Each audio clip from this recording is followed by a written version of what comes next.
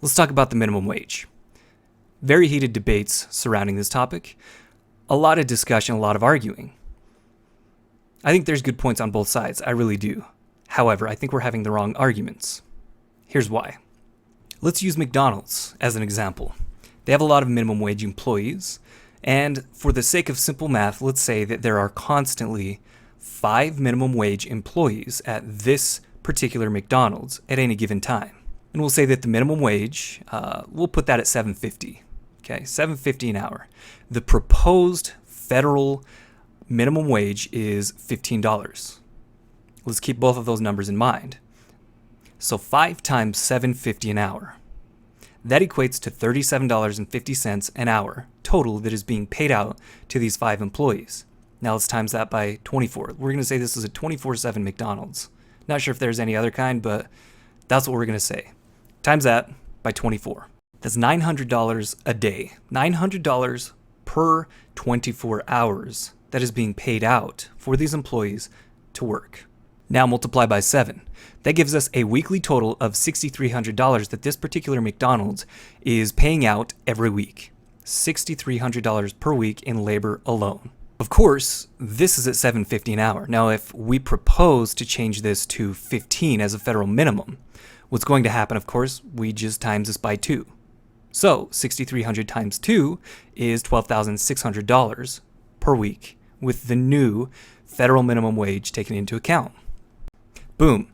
All the math is done, right? We don't have to do anything else. It's a flat $12,600 increase, and these greedy corporations can for sure afford that, right? Wrong. Lease has to be taken into consideration. A lot of leasing companies actually have a lot of employees that are not paid $15 an hour or more. That being said, that cost is inherently going to rise. Now, it's typically paid monthly, of course, but we're going to break it down weekly because that's what we did for labor. Weekly, we will give a conservative guess of $800. Let's say that this particular McDonald's pays $800 per week for their lease. Leasing companies often have a lot of employees like customer service reps, people who answer the phones, etc., that are not making $15 an hour. In fact, a lot of the time they are minimum wage or slightly above. That being said, their costs are going to rise by a substantial amount. Let's say, for the sake of being conservative, their prices increase by 35%. Again, that is an incredibly conservative price increase. It's likely going to be double, but we will just say 35% more. That bumps leasing costs from $800 per week to $1,080 per week. And now let's take a look at the utilities. Gas, electric, water, sewer, garbage, things of that nature. Let's say as a whole, this is going to be incredibly conservative, but they pay $200 per week on all of that. Despite all of the gas and electricity and everything else that they use, $200 per week for all of their utilities. That bumps us up to $270 per week on the utilities. Now let's go over the cost of goods sold. This consists of things like hamburger buns, hamburger patties, everything that is required to make the meals at McDonald's. This is going to be an incredibly conservative guess. Let's say that this is $700 per week. Again, very conservative. $700 per week in costs of goods sold. Now, this is something that's incredibly in depth. I'm not going to overcomplicate it, but there are some points that need to be understood here. This is a very lengthy process. The cost of goods sold, for example, just on hamburger patties. There's the butchering and the preparation of the meat. There's the packaging. There is the assembly line that boxes everything getting ready for shipment. Then there is the shipment itself. To keep things oversimplified and ultra conservative, I'm going to go with the flat 35% like I did with everything else. So let's say that increases by 35%. That now jumps from $700 a week to $945 a week. So that brings our grand total from $8,000 a week to just shy of $15,000. And to think you probably laughed when I said 35% was a conservative price increase. This is almost double. Now, I'm not a mathematician. I'm not that great at math. But I can tell you that's a huge increase. And I can also Google things like the profit margins of McDonald's, and most recently reported was 19%. Again, I'm not a mathematician, but I happen to know that that increase is a hell of a lot more than 19%. One point that is often expressed is an example of having 4 employees, and if you've got that budget maxed out for employees, then you have to pay your employees double. You have to get rid of 2 of them, right? Overworking the remaining 2. Take a look at this example. $8,000 total cost, up to $14,895. There is absolutely no way that cutting even 3 out of 5 of those employees is going to cut costs enough to keep the prices where they are. I'm going to warn you, here's where the math kind of gets a little daunting. In order to hit a 19% net profit, they would have to be pulling in $13,300 per week if they're paying $8,000. That gives them a roughly 40% gross profit margin. After they pay taxes and all that good stuff, that is now bumped down to just over 19% net. After all of these changes take effect, they go from requiring $13,300 in sales per week to $24,825 per week. That's for a 19% profit margin. So, again, I'm no mathematician, but I can see the writing on the wall here.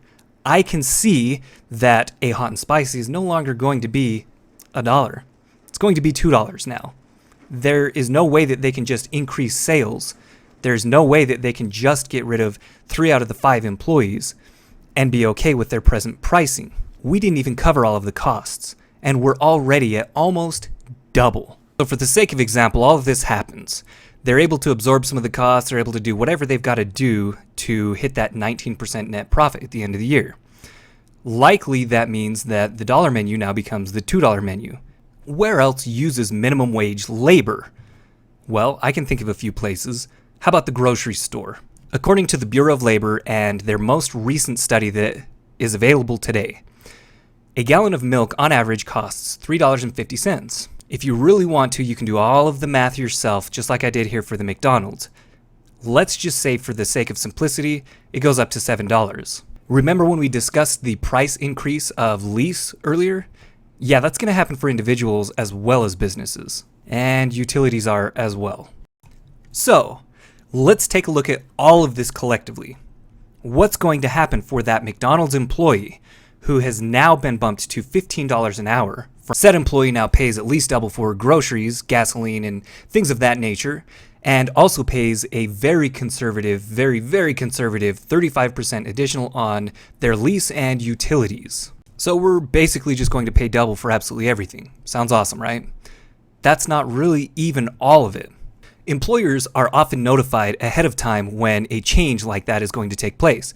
For example, from a $7.50 an hour minimum wage to a $15 an hour minimum wage. Now let's say that all of this happens over the course of 5 years. Employers are notified today that in 6 months, the federal minimum wage is going to be raised to $8.50. And then over the course of the next 4.5 years, it will increase to the $15 an hour mark. That means that employers start preparing today.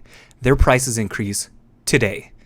Not in 6 months, today. So what ends up happening with that $7.50 an hour employee then? Before he or she ever gets raised to $8.50 an hour, prices have already increased to accommodate that. So there is a 3 to 6 month period where they are making even less money. Well, I mean, technically they're not making less money, but they're paying more for everyday things. So essentially their money is just worth less. Fast forward 5 years. They're basically just going to play catch up for the next 5 years. Once they actually hit the 5-year mark, their dollar will now be worth 50 cents. But they'll be getting paid double. Awesome, right? Raising the minimum wage does nothing for anyone. All that's going to happen is you're going to be dealing with more money. That's what's been going on for years and years and years. They raise the minimum wage, inflation occurs, and you have to pay more for things. That's the way it goes. The minimum wage debate is only around to get votes. That's all it's useful for. Presidential candidates are only throwing it around as a possibility to hope to appease the masses and get your vote. It's not going to benefit you. It's not going to benefit me. It's not going to benefit anyone other than the politicians who are trying to buy your votes with Band-Aid fixes. I have a solution for you, and I'm not even a presidential candidate. Actually, maybe I will run. In fact, I will bump the minimum wage from 15 to 30. In fact, why not 60? Let's raise the minimum wage to 60. Vote for Nate. In all seriousness, here's the solution. If you don't want to make minimum wage, stop being a minimum wage employee. It's that simple. Increase your skill set. Do something that's valuable for your company. Become indispensable instead of minimum wage and replaceable. That's it. That's the secret to not getting paid minimum wage. Don't be a minimum wage employee. Now, I know a lot of people will be thinking, well, I can't really increase my skill set. I can't go to college. I can't afford it. College isn't going to magically make you six figures. In fact, if Bernie does become president and college tuition is now free across the nation, what's going to happen if that takes place is hiring managers will then just have college-educated minimum wage employees that they have to sift through. College does not make or break you. It does not determine if you are successful. It does not determine your wage. Fast forward 20 years. If everyone actually had a college education at that point, what would be the deciding factor? In fact, the only reason that right now a college education has any sort of value whatsoever is because it's not 100%. Not everyone has a college education. It did used to be rare to have a college education, and that's likely why parents and grandparents really highly encourage going and getting a college education. And if you want a college education and you're putting yourself through college, I'm not demeaning that. I do think that it has value, and I think you're doing well. However, college is a business, just like anything else. Go find videos on YouTube. Go find courses on udemy.com. Do whatever you have to increase your skill set or even obtain an entirely separate set of skills. Increase your skill set one way or the other. Just stop being a minimum wage employee. That's how you stop making minimum wage. It's that simple.